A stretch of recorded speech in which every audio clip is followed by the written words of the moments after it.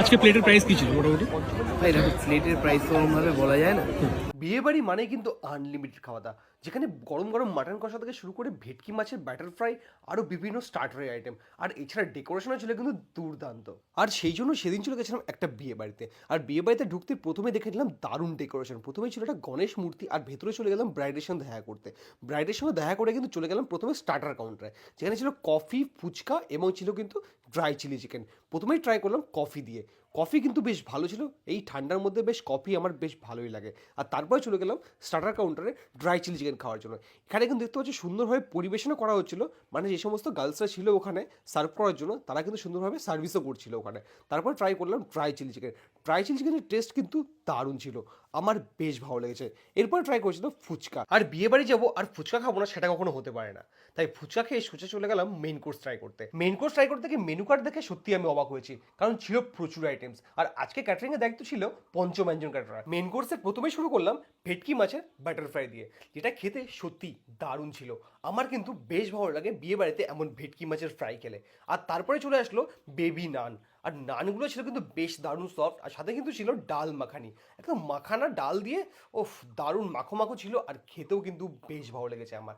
এরকম বিয়ে বাড়িতে দারুণ খাবার হলে আর কি চাই। আর ক্যাটারিংয়ের দায়িত্ব ছিল কিন্তু পঞ্চব্যঞ্জন ক্যাটারার, আর তাদের খাবারের গুণমান নিয়ে কোনো কথা হবে না।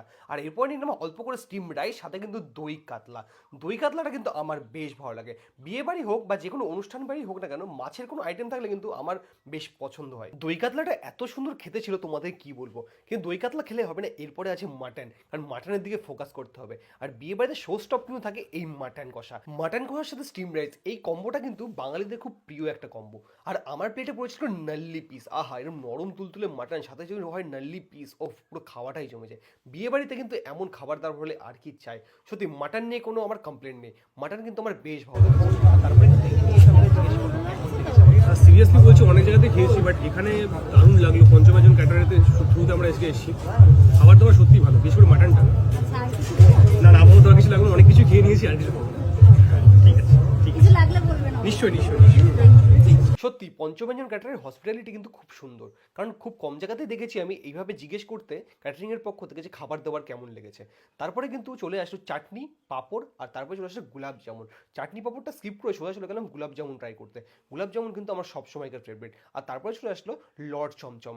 চমচম কিন্তু আমার খুব ভালো লাগে মিষ্টিগুলোর মধ্যে। আর সবশেষে ছিল মিষ্টি পান। মিষ্টি পান খেয়ে সোজা চলে গেলাম আইসক্রিমের স্টলে। আইসক্রিম খেয়ে তারপরে চলে গেলাম বাড়ির উদ্দেশ্যে। আমার এক্সপিরিয়েন্স কিন্তু খুবই ভালো, তোমরা কিন্তু বুক করতে পারো পঞ্চব্যঞ্জন ক্যাটারারকে। আজকে প্লেটের প্রাইস কি ছিল মোটামুটি? ভাই দেখো, প্লেটের প্রাইস তো ওরকমভাবে বলা যায় না। মেন কথা হচ্ছে ভালো খাবার এবং ভালো পরিষেবা পেতে হলে যোগাযোগ করতে পারো আমাদের সাথে। আমাদের মেনলি ফোকাসটা আমরা রাখি ভালো পরিষেবা যাতে মানুষকে দিতে পারি, এই হলো বিষয়। আচ্ছা, মোটামুটি তোমরা কি শুধুমাত্র দত্তপুরে কাজ করো না বাইরেও কাজ করো? না, আসলে দত্তপুর বলে কথা না, যেখানে আমাদের অর্ডার আসে, যেখানে অর্ডার আসে আমরা সেখানেই যাই। পুরো কলকাতা বা সারাউন্ডিংস এরিয়াতে তোমরা থাকো নাকি? একদম একদম। বুঝতে পারলাম। মোটামুটি অ্যাফোর্ডেবল কিছু করো নাকি না একটু হাই রেঞ্জে, যেমন নাকি না যেমন চাইবে মানুষের যেরকম চাহিদা, আমরা তাদের চাহিদার উপরে কাজ করি। বুঝতে পারলাম। কন্ট্যাক্ট কীভাবে করবো? আমাদের কন্ট্যাক্ট নাম্বার 9874287800। এই রয়েছে তোমাদের ব্যানার নাকি? একদম। এই কিউআর কোডটা স্ক্যান করলে কি আসবে? আমাদের হোয়াটসঅ্যাপে ডিটেলস, ডিরেক্টলি হোয়াটসঅ্যাপে চলে আসবে নাকি? একদম। বুঝতে পারলাম, ঠিক আছে, থ্যাংক ইউ।